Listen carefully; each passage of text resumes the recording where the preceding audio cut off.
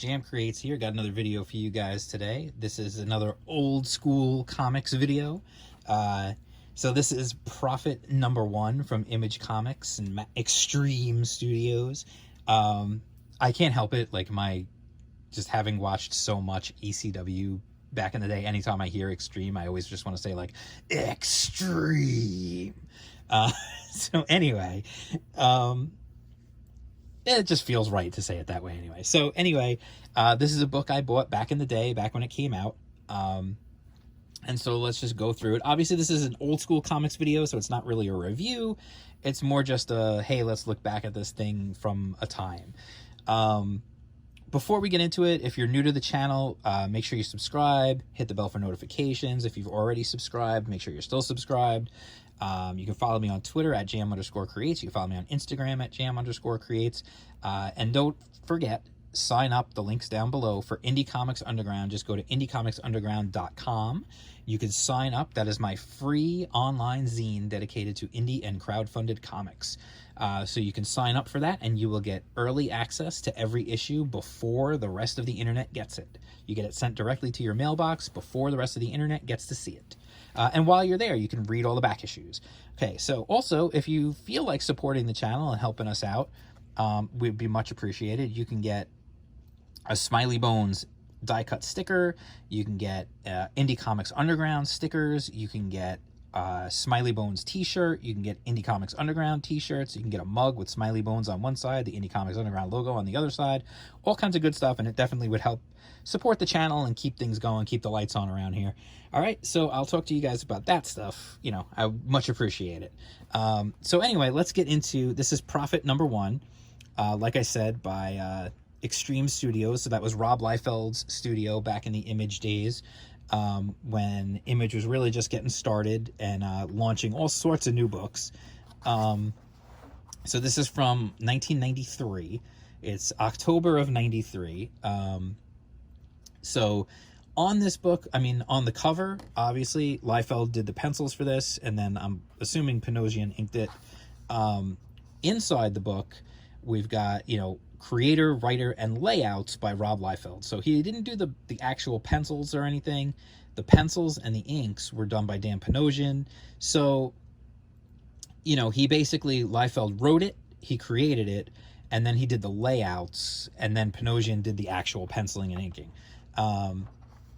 So we get a little, just like a little forward here explaining who Prophet is, where he comes from, and it's good because it kind of just gives you a heads up, and you understand that he actually first appeared in Youngblood, which was obviously another Liefeld book, and so then you know, it gives you just a good little introduction to what the character is. And honestly, here's the funny thing, like a lot of current books start with this like wall of text and everything, but they're just like blah. This at least has some style to it, you know, like you got like the cool like marbleized background, you've got this clearly, which was drawn, the scroll, and then you know, you got this fun little funky font for the lettering. You know, Kurt Hathaway did the lettering, give him credit for that. It feels good, and it kind of establishes kind of just a feel of this like old-timey, you know, kind of thing. So then we get into it, and you get, you know, classic 90s Extreme Studios style art. The weird thing to me was with this book, and honestly, like, listen, I bought this, like I said, back in, you know, it came out in 93. I bought it in 93. October of 1993, I was just out of high school. Like, I graduated high school in 1993. So I graduated that summer, and then, you know, I was probably 18 years old when I bought this. So, you know, you get this classic style, and you get this thing which you don't see now. He's this like badass character, but like he's wearing all purple. That's something you don't really get anymore. Like everybody now, if they're supposed to be like a badass character, everyone just puts them in black. Everybody wears black. It's kind of weird. You know, it's something that I miss. Like comic books used to be very colorful, and a lot of times now, like, they're just blah. It's that, you know what it is? It's that weird trek towards realism that comics have made in the last 10 years where the movies came out and everybody liked the movies, and so they tried to make the comic books look more like the movies instead of just letting comic books be comic books. Dude wants to wear a bright purple outfit with a giant purple cape. Who cares? Let him. It looks cool. So anyway, it was just the first thing that struck me when I was looking back at this. I honestly don't really remember reading this. I knew I had it. This was not something that I was digging through boxes and didn't know I had. I knew I had this, but I honestly did not remember like anything about it until rereading it. And the first thing that struck me is there's all these Bible verses at the beginning while he's fighting these robots. And then you get this cool, like, turn it sideways for a double page spread. You know I'm a sucker for that kind of thing. I've said it before. I'll say it again. Anything that's like a little bit out of the norm, when you read a jillion comic books like I always did, always have, anything that's slightly out of the norm that makes you just kind of do something different is always fun. It's always appreciated, as long as it makes sense. Like, and this is cool. It's just a badass picture. Like, this would be a sick poster. Like, look at that. And that was the thing about the art back then. Like, so many of these panels and pages and spreads and stuff would just be like amazing posters all on their own. So, you know, you get the you know, a lot of the heavy like cross hatching and all that stuff. And we get a lot of Bible verses. And then he talks about how these are things that help him to get through the tough times, which is really interesting. That's something I don't think you would see in a comic book today, honestly, unless it was marketed as a religious comic or something. To see a main character who takes strength in Bible verses, in his faith, that's just something that I just don't think you'd see a lot of people address that nowadays. And I thought that was really interesting to come from, of all people, Rob Liefeld in the 90s. I'm not saying it's not kind of a value judgment on Liefeld or anything like that, but let's be honest. Everybody, when you think of Rob Liefeld in the 90s, you think of surface level, everything's cool, a million pouches, giant shoulder pads, no feet. Like, that's all we ever think about, it seems like. But clearly there was more to the man than that, which is nice to see. It's nice to be reminded. You know, people are three-dimensional. They're not just one thing. So we get this whole thing, and it turns out, which is unfortunate. Oh, by the way, the ads in this comic are great. I'll get to that. Like, you know, you see Jeff Matsuda and Dan Panosian on this one. But it turns out that this is all just and we actually get a second, look at this, a second turn the book for another double page spread, another really, really cool page, by the way. But it turns out that this whole thing is just a dream.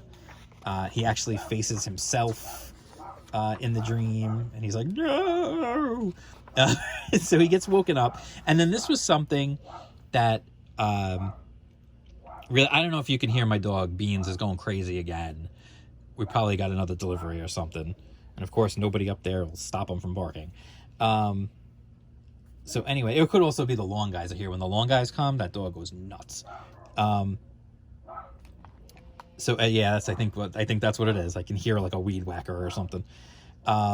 So anyway, we get this character. Hopefully it's not too loud for you guys. Hope maybe you don't even hear it. I don't know.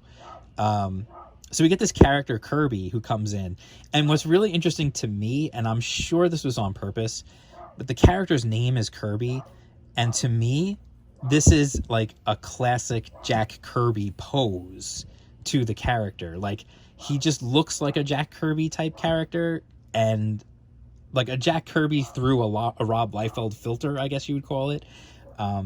So it's just an interesting thing. And then you realize how short he is compared to Prophet. Like, we get this cool coupon for Prophet 0. If you buy all 3 first issues, collect the coupons and send them in, you get Prophet 0. So then we get a little more info on who he is and where he came from. He was part of an experiment, like a super soldier type of deal during World War II. That's where he met Kirby. Things went sideways, and then, you know, things didn't go well, and he lost his family. Like, he had to leave his family, and, you know, so, you know, you get a little bit more of his backstory. Just want to point out this ad, by the way, this Extreme Quarterly, 64 pages, featuring the talents of Rob Liefeld, Danny Mickey, Dan Fraga, Marat Michaels, Chap Yape, I never knew how to say his name, Jeff Matsuda, Norm Rapman, Chuck Jones, Richard Horry, and Eric Stevenson. I just like that. It's like weird ad. It's just all black.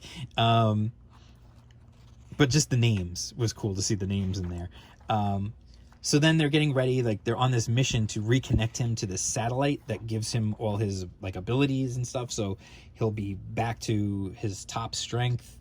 And then it turns out, we also find out that lots of people are looking for him, including this Mary, who was his wife, I guess. Although how she still looks, if she was his wife and he was back during World War II and she was his wife then, how does she still look so good? Like, that's a little weird. How does she still look so good in the 90s?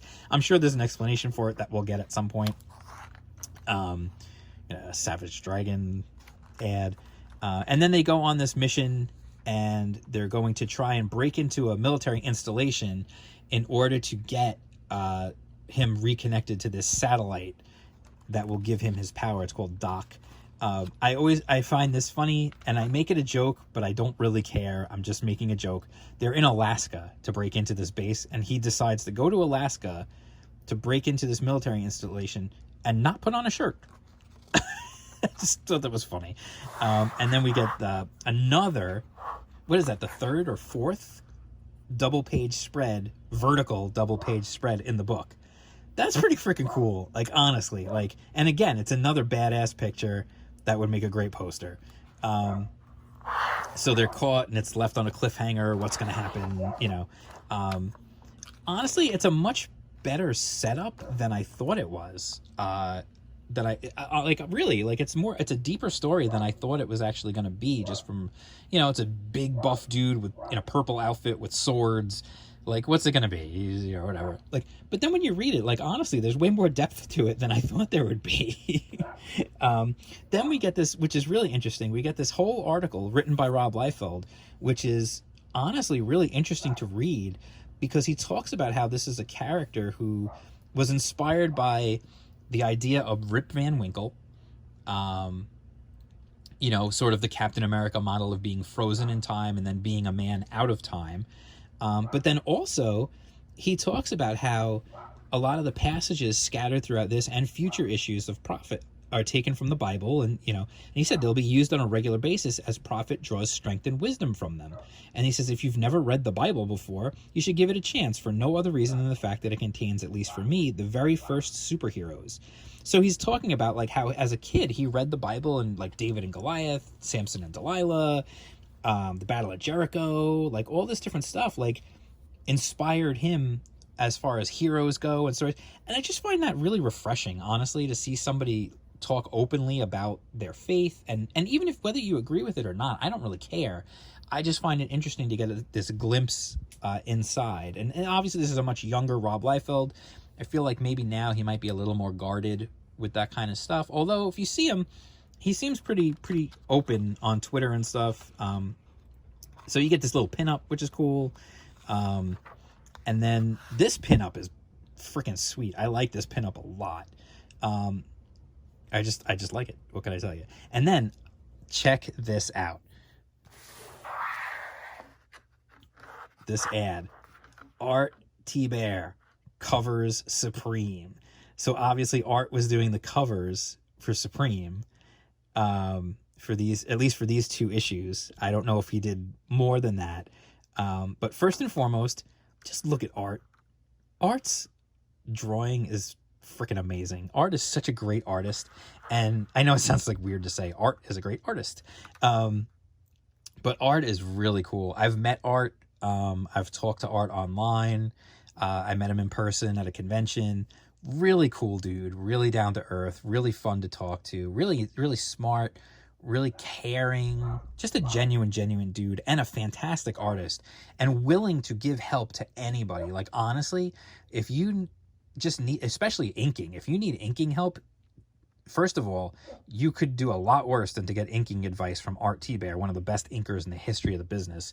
But also, he's super willing to give out tips. I asked him on a live stream once, in the chat, I was working on my contest entry, which, you know, you could watch the video of that. I did a video about that whole thing. And I asked him about just general tips, like, give me some tips for inking. And he went through this whole thing, literally like taking another piece of paper, putting it on camera, showing what he meant, giving examples on how to ink, and just basic tips to make your inking better. It was so cool. So anyway, I just thought that was fun to see art like featured so prominently like this. I thought that was cool. So anyway, and then you get this ad for Youngblood Bloodshot crossover, Valiant and Image doing a crossover. So anyway, it was fun to read, honestly, and I don't know if I have other issues of this or if I only bought the first one back in the day. I'm not really sure, but part of me would like to track down the rest and kind of just see where it went from there. I know a lot of people have a lot of love for Prophet. For whatever reason, it didn't like instantly hook me back in the day, but now, reading it now, I really enjoyed it, and I would like to read more of it, which is funny because I think there was some rumors going around that Prophet may be making a comeback, which would be cool. I would definitely think that would be neat to see. I would love to see like some of these Image guys resurrect some of these old Image properties and bring them back, like even if they're like weird ones or whatever. Like I would love to see that. I think it would be neat to see, even if it's just for like a limited run or a graphic novel, like a crowdfunded book or something. Like I think that would be pretty cool to see. Like wouldn't it be cool to see like Shadowhawk come back for like a graphic novel, or see like I mean Savage Dragon is still around, that's still been going, but it'd be cool, like, you know, Bloodstrike, or see Jim Lee do like a Death Blow book or something. Like that would be crazy. Imagine something like that, like just a graphic novel, like a, you know, 48 pages, like crowdfunded or something. Like he'd make a ton of money. Like people would be all over that stuff. Or bring back Wildcats. I know they thought about doing that and then never really did it, or Stormwatch or any of that stuff. Anyway, so, you know, it's funny because, like I said, it's not a review, but at the same time, I wholeheartedly, if you have a chance to go back and check this out, I would recommend it for sure. And honestly, you know, I don't know if you can get it digitally, but if you can get it physically, get it physically. Like go to your comic shop and see if you could dig it out of a box somewhere and check it out, because seeing it in physical form and actually turning the book sideways for those double page spreads and stuff is just such a cool feeling. That's one thing that physical comics will always have over digital comics. So anyway, I hope you enjoyed the video. If you want to see more old school comics videos, keep tuned to the channel. I'll be doing more of them. I keep digging through my boxes and finding all kinds of wacky stuff that I bought back in the day, and good stuff too. Let me know in the comments below if you've got anything in particular, like an old school comic, especially an old school indie, that you'd like to see me check out. Let me know, because I'm happy to try and track stuff down. So I'll talk to you guys again soon with more stuff. Keep it tuned to the channel, having a good time. Make sure you share it with your friends, tell people, tell your neighbors, tell everybody while there's social distancing and all that other garbage that they should be like watching my videos. All right, I'll talk to you soon. Peace out.